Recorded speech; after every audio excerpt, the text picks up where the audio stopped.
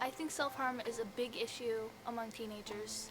It's something that a large percent of teenagers cope with sometime during their lives, and it's really important to address that. It is kind of a touchy topic, and it's sometimes ignored and just kind of put off. And I feel like it should be addressed more. I think self-harm is definitely stereotyped. People think of self-harm and they think of 12-year-old girls with hair in their face, wearing jet black makeup and telling everybody about how miserable they are. And that's not really what it's like. It can happen to anybody.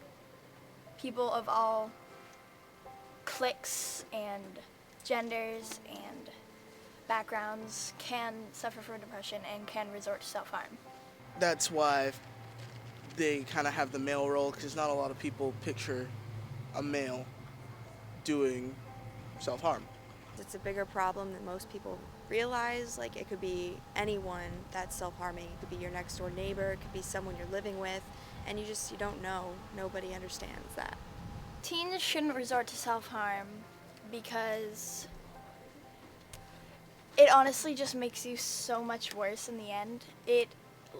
I know this from so much experience. It helps distract you from the pain that you're feeling at that moment, but then you start feeling guilt and you start feeling shame, and it just kind of makes you 10 times more depressed, and it's not worth it. Because there are other ways to express yourself that are not harmful to you and or others around you, and such as therapy.